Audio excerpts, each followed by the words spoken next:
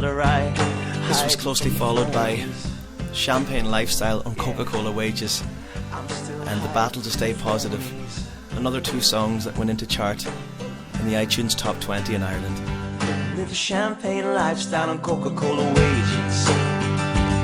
You live a champagne lifestyle on Coca-Cola wages. We live a champagne lifestyle on Coca-Cola wages. Yeah. Jimmy in different Irish bars every night, and he gets up and he sings the Fields of Bath and Ryan Molly Malone, and he sells the best fake Rolex on the island. If anybody's looking for the best fake Rolex, we go to Jimmy. Selling watches and chains, man. You can come in here in about 5 minutes with the suitcase. This is a song I wrote for Jimmy, and Jimmy's also in a video that I did, because he's a legend. He just is. This is called Jimmy Selling Watches in the key of G. Feel free to come up and give us a little Senegal shimmy if you want.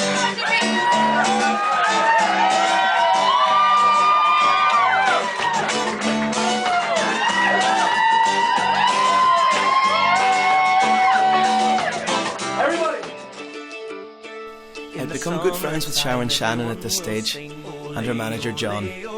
They both asked me if I could rewrite The Galway Girl for the Irish football team who had just qualified for the Euros over in Poland. This was actually no bother to me at all because I grew up during the Jack Charlton era and I was a massive Ireland fan. So it honestly took about 30 minutes and a pint of Guinness and we had new lyrics. I played the song in Charlie's later that week in March for the first time. By pure fluke, there was a man in the crowd from Athlone called Damien Milton who worked in a charity with Ronnie Whelan, one of my old boyhood heroes from the Jack Charlton team.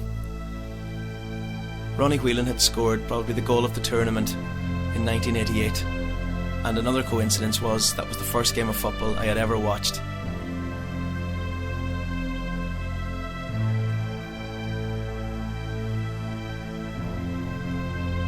To end up doing some promotional work with Ronnie and Sharon was amazing, and I was a little bit starstruck at times, to be honest. Featuring Sharon Shannon. All proceeds go to Myasthenia Gravis Ireland, so please show your support for this great cause. And let's the song went up as far as number 4 on the iTunes rock charts in Ireland, the highest yet. But unfortunately, the Republic of Ireland football team lost all 3 matches and didn't do too well. I'll say nothing about that now. It was tough watching it in Spain.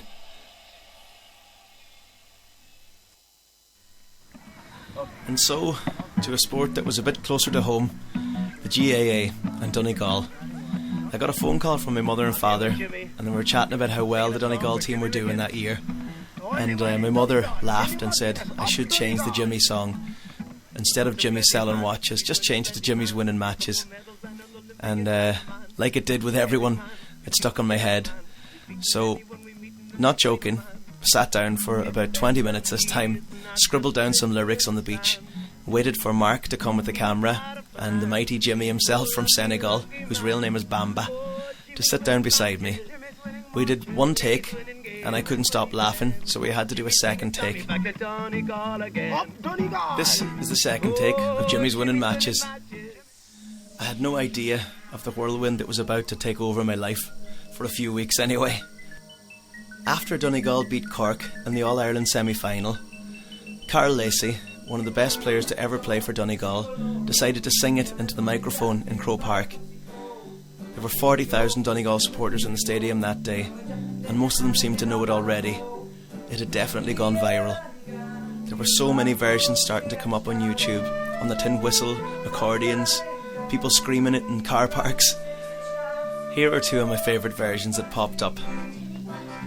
One, an Irish version from Letterkenny.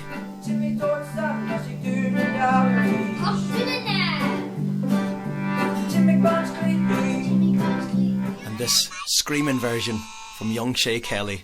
This is brilliant.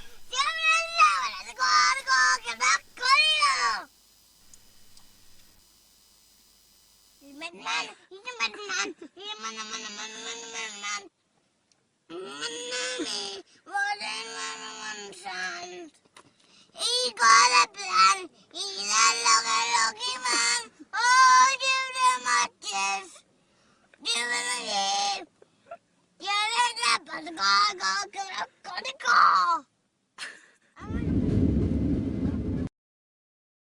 Unfortunately, it all happened so quick, we couldn't get a visa for Senegal Jimmy to get him back to Ireland in time for the All-Ireland final.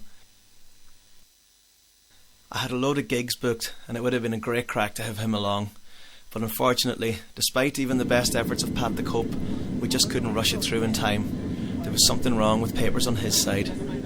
Unfortunate, and you could say a balls.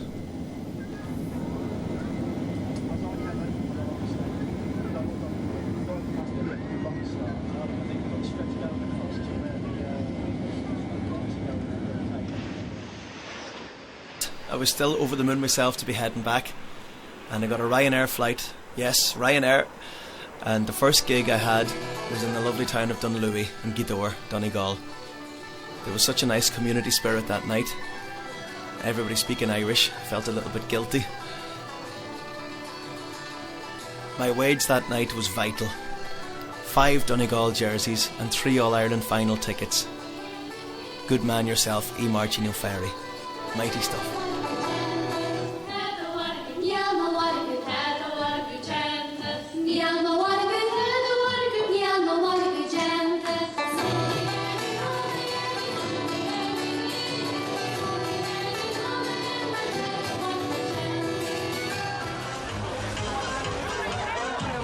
So to the Wednesday morning before the big match on Sunday, and Hector and 2FM were doing an outside broadcast in Donegal Town. 7 o'clock in the morning, I had to get up there and try and warm up my voice.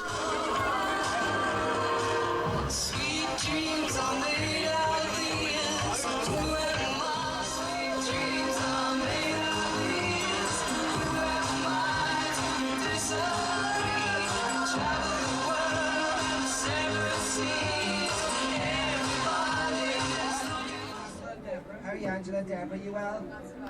Good. How are you? What's your name? Andrew. Who's going to win on Sunday? Donegal. What school do you go to? Okay, we'll hop in and go to school. Good luck. Good morning, ladies. Good morning.